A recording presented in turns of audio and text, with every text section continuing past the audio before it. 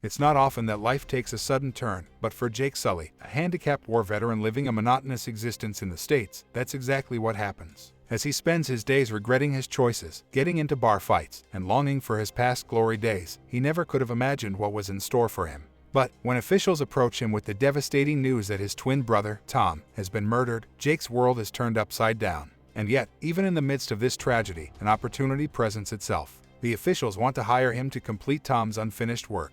It seems that Tom had been planning to investigate a newly discovered planet called Pandora. At first, Jake is hesitant, but when the officials mention that he'll be paid in the millions, he agrees without hesitation. And so, he finds himself in 6 years of cryosleep, preparing for the mission. When he awakens, he's on a ship with several other passengers, on their way to Pandora. Here it is mentioned that Jake was chosen for this special opportunity because he and his brother have a perfect genetic match. As they land on the mysterious planet, Jake and the rest of the crew are told to wear full-face respirators because the planet's atmosphere is too toxic for humans to survive, and even little exposure can kill them. Jake seems determined to make the most of this opportunity, and he heads straight to a military briefing led by Colonel Miles Quaritch. As he listens to the gathering soldiers and accompanying civilians, Jake can't help but feel a sense of excitement and adventure, as he was about to embark on a journey unlike any other, one that would take him to the distant planet of Pandora and introduce him to its mysterious inhabitants, the Navi. But first, he was greeted by the brilliant biologist Norm Spellman. He gave him a glimpse of his own programmed avatar, a genetically engineered Navi hybrid that would allow him to blend in on Pandora and experience the world like never before. As Jake and Norm walked into the science department, they were met with an unexpected surprise. The program's science lead, Dr. Grace Augustine, was awake in a specially made pod that connected her to her avatar. But instead of a warm welcome, she was angry and stormed out of the room. Jake soon learned that the company in charge of the colony, the Resources Development Administration, had different plans for the avatars. Dr. Augustine confronted the base commander and a representative from RDA, Parker Selfridge, and tried to convince him that Jake was useless. But Parker responded by saying that Jake's genes were essential in triggering his avatar. The next morning, Jake and Norm were connected to their avatars and Jake's avatar is finally awakened. He could move his legs and walk again, something he hadn't done in years. Elated, he runs to the recreation area where other avatars are playing and joins them. By this time, Jake couldn't help but wonder what the true purpose of their visit to Pandora was. So when he inquires, the colonel let him in on the truth. Pandora housed an extremely rare form of rock known as unobtainium, which is worth billions on Earth. But there is one problem. The very thing that the humans craved, the unobtainium rocks, lay deep within the land of the Navi people. But these peaceful creatures would not stand idly by as their home was taken from them. So, it was up to Jake to somehow convince them to leave. As a reward, if Jake succeeds, he would get a new pair of legs. But if the Navi people refused to move, a military team would be deployed and the entire race would likely be wiped out. The next day, Jake connects with his avatar and flies over Pandora's surface alongside Grace, Norm, and the rest of the team, and they landed in an unfamiliar place. As they began collecting flora samples, Jake, who was new to the strange surroundings, becomes disoriented and stumbles into a field of flowers. Just then, a Thanator, resembling a panther, came from behind and attacked him.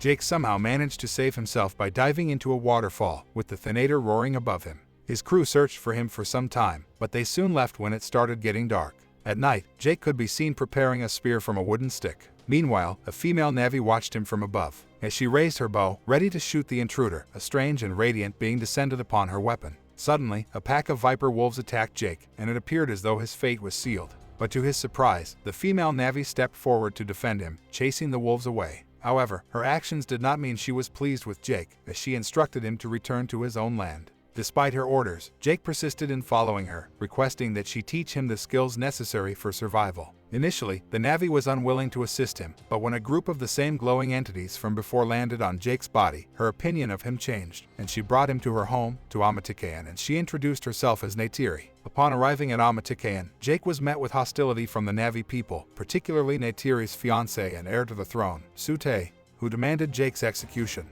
However, Neytiri intervened and brought Jake to her parents, the tribe's king and queen. Jake explained to them that he was a warrior, seeking to learn about their culture and traditions. The queen, intrigued, pricked his chest and tasted his blood, determining that he had a pure spirit. She asked Neytiri to be his teacher and guide him. After a ritual gathering, Jake was brought to a bed that enveloped him like a cocoon. As Jake drifts off to sleep, he is awakened from the chamber, eager to share his surreal experience with the scientists, including Grace. But the colonel reminds him of the urgency of his mission, with only a limited amount of time to complete it.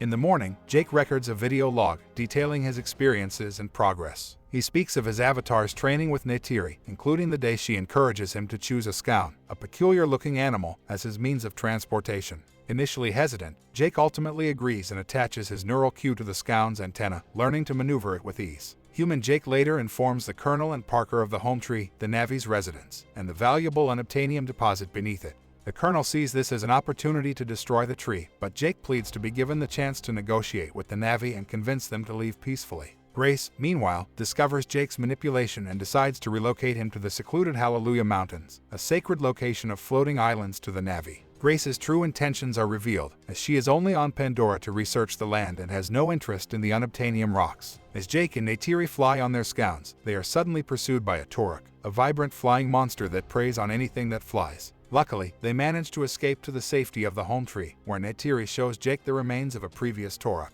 The following morning, as the sun rose on Pandora, Neytiri shared a piece of her tribe's history with Jake.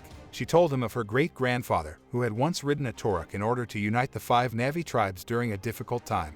But for decades, no one had dared to ride one again. As the days passed, the Navi tribe began to accept Jake as one of their own, and even held a ceremony to honor him. After the ceremony, Neytiri took Jake to a sacred place of prayer where they connected with a tree through the nerve endings in their hair. She informed him that he could now choose a woman as a wife. Jake thought for a moment before confessing that he wanted to marry her. Neytiri was surprised, but ultimately accepted his proposal and they shared a kiss. As night fell, the new couple spent the evening together under the tree. When Neytiri awoke in the morning, she found that the place was under attack by huge bulldozers. Neytiri tried her best to get him to safety. Meanwhile, back at remote station, Jake prepared to link with his avatar. Upon reviving, he climbed onto one of the bulldozers and tries to stop it. When that failed, he smashed its camera system, causing the soldiers to fire at him. Thankfully, he was able to escape and reach the home tree. As the surveillance tape played in the Colonel's office, it became clear that Jake was the avatar who had attempted to sabotage their mission. The Colonel was filled with rage as he stormed out of the room in search of Jake and Grace, while the bulldozers continued to destroy the sacred land of the Amaticaeus. Meanwhile, the Navis had gathered under the home tree, determined to defend their home. Jake and Grace tried to intervene, but the warrior Tsudi was intent on killing Jake, knowing that he was mated to Neytiri despite being betrothed to her. As tensions rose, both Jake and Grace's avatars suddenly fell unconscious as their links to their human forms were severed by the Colonel. In the next scene, Grace confronted the RDA and military commanders, revealing that the Navis had access to a network of trees on Pandora with more neural connections than the human brain. She and Jake made it clear that the Navis would not be moving from their home, the home tree. Faced with this defiance, the Colonel decided to invade the home tree and use gas bombs to drive the Navis away. Desperate to prevent this, Jake begged the base commander, Parker, to allow him to use his avatar to convince the Navis to leave. Parker granted his request, but with the warning that Jake had only 1 hour to achieve his objective. Back among the Navis, Jake informed them of the human invasion and admitted that he was one of them. As Neytiri listened to Jake's confession, her heart sank. She couldn't believe that he had betrayed her trust. The other Navis were equally devastated, and they quickly took Jake and Grace as hostages. They knew that war was coming, as the humans had arrived in a fleet of flying ships. The Navis fought bravely, but their bows and arrows were no match for the humans' heavy artillery. Despite their best efforts, the home tree was eventually brought down, killing many of their people. In the chaos, the Queen unexpectedly returned to the captive humans and set them free. She begged them to save her tribe. Jake tried to comfort Neytiri, but she was too consumed with grief. Her father had been mortally wounded in the battle, and as he lay dying, he passed his sacred bow to her, asking her to lead their people. Suddenly, Jake and Grace were forced to return to their human form, and they were immediately detained for treason. Norm was also arrested for trying to stop the troops from shutting down the Avatar program. The remaining Navis regrouped at the Tree of Souls. Meanwhile, Jake and his friends were secretly released by their team pilot, Trudy. They flew away in her spacecraft, determined to reach the Navis. But as they flew, the evil Colonel spotted them and shot at their ship. Grace is seriously injured and it appears as if she is going to bleed out. After a while, the group reaches the floating mountains, where Jake jumps inside a pod and awakens his avatar. Knowing that the Navis will not accept him, he then makes the audacious choice to call upon his scout and go on a mission to locate the Torok. His strategy is simple but can easily result in his death. Jake then slowly approaches the dangerous Torok from above and jumps on its back. Then, in the midst of an Amaticaean ritual, we see him riding the Torok to the Tree of Souls. This shocks all the Navis and they finally welcome him back with the utmost respect. As Jake implores the warrior Tsudi for aid in combating the human army, Tsudi agrees to assist him. With the Navi by his side, Jake endeavors to save Grace, even seeking the aid of the Queen. Despite their best efforts, however, Grace succumbs to her injuries, inciting a fierce anger within Jake as he rallies the Navi to band together and drive away the humans. As the day comes to a close, Jake and his band of warriors approach rival clans and gain the support of an additional 2,000 Navi. The Colonel, noticing the Navi's growing numbers, shifts his focus to the Tree of Souls and orders his men to march towards it. But to his surprise, the Navi also arrive, both on land and in the air. As Jake soars through the sky on his legendary Toruk, with Sudi and other warriors prepared to make the ultimate sacrifice for their land, a brutal battle erupts. Bodies pile up on both sides, but thanks to the Scounds, the human artillery begins to falter. In the midst of the carnage, Jake is pursued and shot at by the Colonel's dragonfly ship. Luckily, Trudy arrives just in time and opens fire on the Colonel, affording Jake the opportunity to flee. As Neytiri's Scound is tragically shot down and killed, and Sudi is also killed in an explosion, Neytiri watches in horror as a large bomb ship makes its way towards the Tree of Souls. As the battle between the humans and the inhabitants of Pandora reaches its climax, a new force arrives on the scene. From the remnants of the surrounding forest, a horde of Titan others charges forward, their armored bodies shining in the sunlight. Neytiri, who had momentarily retreated from the fight, rejoices at the sight of her fellow creatures joining the fray. But the surprises don't end there. As the chaos unfolds, a Thanator appears, bowing submissively before Neytiri. The military's ground forces are thrown into disarray as Jake takes to the skies on his Toruk, determined to bring down the bomb ship. He hurls grenades at the ship, causing it to crash far from the Tree of Souls. Jake also launches explosives at the Colonel's spacecraft, but the Colonel manages to escape in an amped suit before the ship is consumed by flames. Tragically, the Colonel finds himself at Grace's makeshift camp.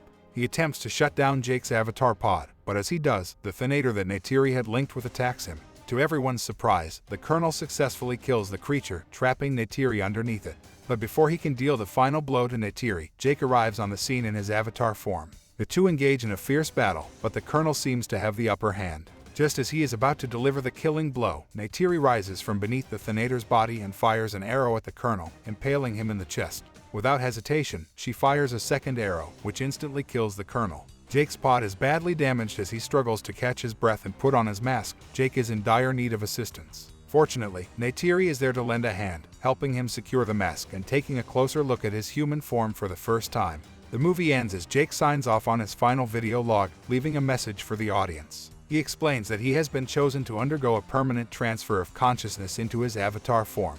That's it for today's video. Don't miss out on the epic adventure of Avatar 2. Click here for the exclusive sneak peek. Thanks for watching. If you enjoyed it, consider subscribing. Until next time.